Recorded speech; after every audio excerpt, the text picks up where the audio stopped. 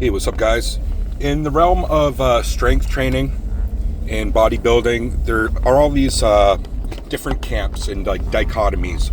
So there's like some people who think that like Mike Mentzer mentality where you only need to train like a body part once a week for proper recovery, and then there's other camps that's like, no, you need to train body parts more frequently to really make them grow, high volume, more intensity. But what I'm going to talk about right now is different camps between high rep ranges for muscle growth and more low rep ranges, and what is more ideal. Okay, so traditionally speaking, low rep ranges was for more strength training, okay, not for necessarily hypertrophy.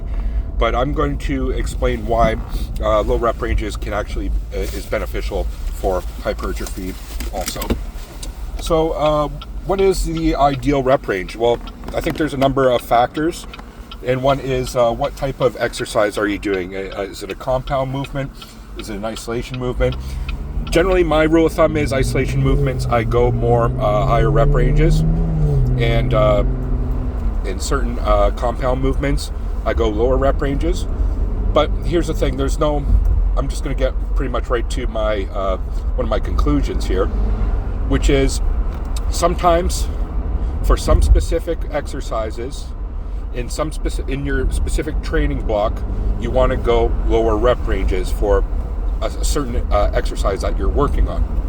For example, in a training block, if you're going to work on your shoulder press, for a lot of days you can keep that higher rep range, say of 12 to 15, but once in a while, do one that's like where you pick a weight that you can only do 7 times with proper form. Proper forms, that's the key. Like if your form starts getting sloppy, then you're not doing the rep range is not ideal. So 7 reps, say on like a shoulder press machine, where you can't do that, like that's pretty much your max, okay? And you're not going to do that necessarily for every set. Like you're going to have warm-up sets where you might do a little bit higher rep ranges, but then you might pyramid up to that weight where you can only do 7 times. And then you keep note of that weight, because in the progression, you want to then be able to do that weight 10 times, and you got stronger, right?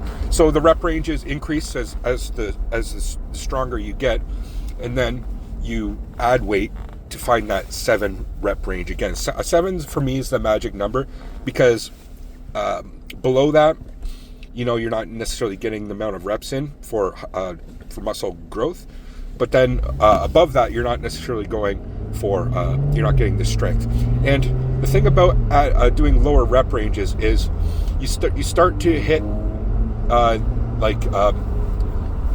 point where you have to go full more intensity, full muscle recruitment a lot quicker than the higher rep range. Higher rep range, it might take like 12 to 15 reps before you get to that point where you're going more muscle recruitment. Well, higher weight, you can hit that within a matter of a few reps, and then you hit that. Like you could hypothetically leave reps in reserve for some of the warm-up sets, but the true working set, I would go full max, like balls to the wall, beast mode, try to get as many reps in as possible. And again, if you can hit that magic number of 7 on a specific workout that you're working on, then you'll see growth.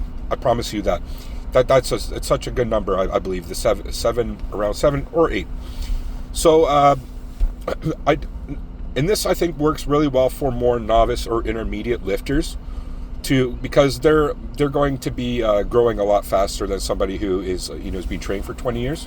And somebody who's been trained for 20 years might do higher rep ranges because they've already reached like a level of growth, and it's more of like they don't need to push themselves, exert themselves, or risk injury as much. Like they're in it for the more long haul. While somebody who's more of a novice lifter, who's been training for only like say less than 2 years, like there's still a lot of room for improvement, and you're going to grow a lot faster if you push your body outside of its limitations.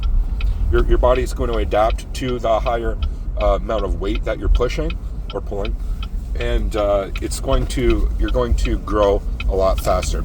Now, there's something to be said about, there's different muscle fiber types, type A, type B, fast twitch, slow twitch, etc.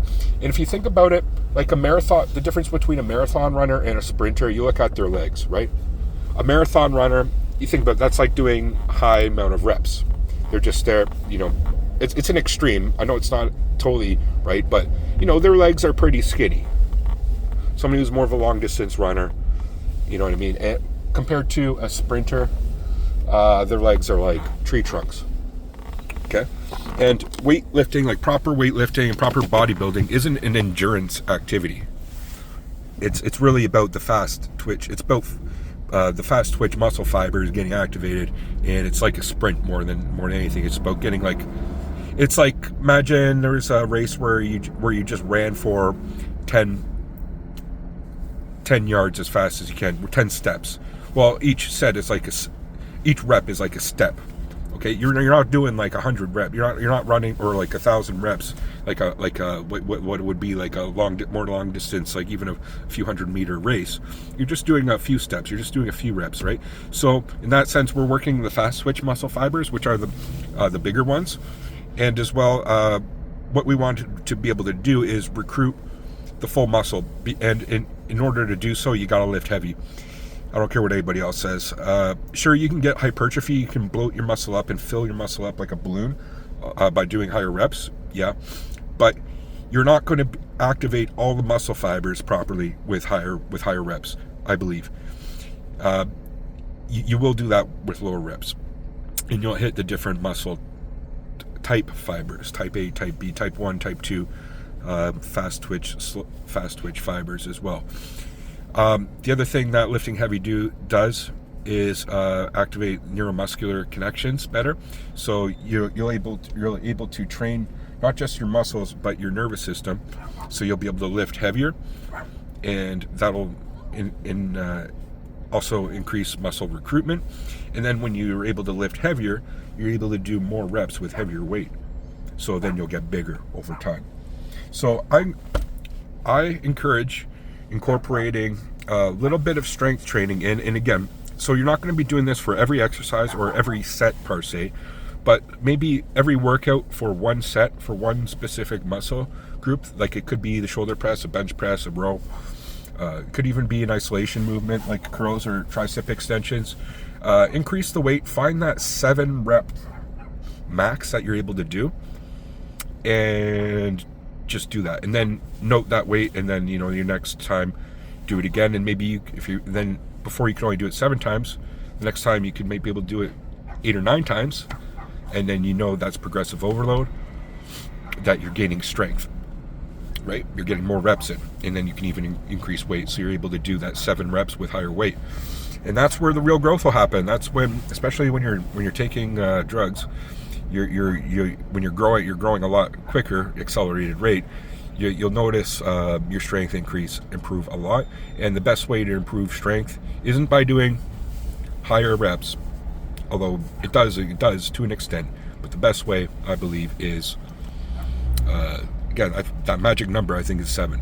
If you find that weight where you can do 7 times, the real growth happens there. That's from my experience anyway. What are your guys' thoughts on that? Leave in the comments below. What else? Like, could you do like a more of a 5x5 method? Obviously, you can do, if you're doing proper strength training, you can do even lower reps than that. But I'm just trying to find that middle way, that balance between, you know, bodybuilding and strength training, if that makes sense. And something that could be applicable to a lot of novice or intermediate lifters, and probably advanced lifters too, to some extent. All right. Thanks for watching, guys. Again, leave in the comments section below what your thoughts are on this video. Have a great day. Peace.